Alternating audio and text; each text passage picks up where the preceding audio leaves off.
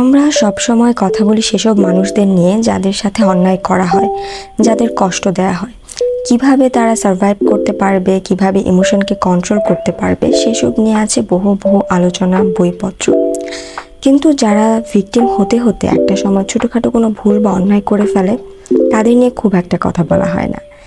যেমন দেখা যায় যে একটা মানুষ সারা জীবন সঠিক কাজ করতে করতে চেষ্টা করতে করতে একটা সময় বড় একটা অন্যায় করে ফেলেছে বা ছোটোখাটো কোনো অন্যায়, কিন্তু সেই মানুষটা ওই অন্যায়ের সাথে পরিচিত না। প্রথম যখন এরকম কোনো ভুল সিদ্ধান্ত সে নিল, তখন তার মধ্যে অনেক বেশি ভয় কাজ করে। প্রত্যেকটা মানুষের সামনে সেই কথাটা তুলতে পারে না, জাজমেন্টাল একটা রিয়াকশনের ভয়।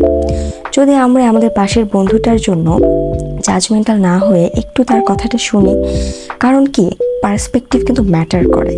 একটা মানুষ একটা সময় দেখা গেছে যে পরিস্থিতি চাপে পড়ে কোনো একটা সিদ্ধান্ত নিয়েছে, সে মানুষটা হয়তো সেই সিদ্ধান্তটা নিত না যদি ওই পরিস্থিতিতে না পড়তো।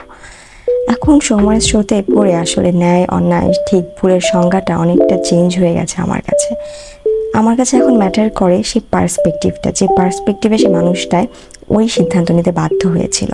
হয়তো বা আমরা ওই পার্সপেক্টিভে পড়ে তার চেয়েও ভয়ঙ্কর কোনো সিদ্ধান্ত নিতে পারতাম বা কোনো ভুল করতে পারতাম। আসলে ভুল করলে কিছু মানুষ অনুতপ্ত হয়, প্রচণ্ড অনুতপ্ত হয়ে তারা কখনো অন্য মানুষের সামনে এসে কিছু বলতে পারে না। এই মানুষরা কিন্তু খারাপ না, তাদের মধ্যে একটা ভালো মানুষ আছে, তাদের মধ্যে অনেক বেশি সম্ভাবনা আছে, কিন্তু ভয়ে জাজমেন্টাল রিয়াকশনের ভয়ে তারা কেন জানি গুটিসুটি মেরে থাকে। তারা দিন দিন আরও লস্ট ফিল করে, হারিয়ে যায়। যদি আমরা একটু সহানুভূতি দেখাই মানুষের প্রতি, তাহলে হয়তো মানুষ ভুল থেকে শিক্ষা নেওয়ার যে ব্যাপারটা, সেটাকে আরও বেশি এমব্রেস করতে পারবে।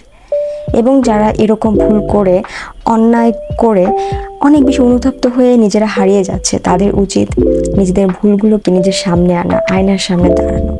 সেটাই তখন তার জন্য বেটার, কারণ মানুষ হলে ভুল হবে, অন্যায় হতেই পারে। সেটার পিছনে কারণগুলো যখন ভ্যালিড এবং আপনি যখন অলরেডি পরিতপ্ত অনুতপ্ত, তখন সেটাই ডিফাইন করছে যে আপনি একজন মানুষ। সো স্বীকার করুন, ফেস করুন, ম্যাচিওর হন এবং নিজেকে ডেভেলপ করুন।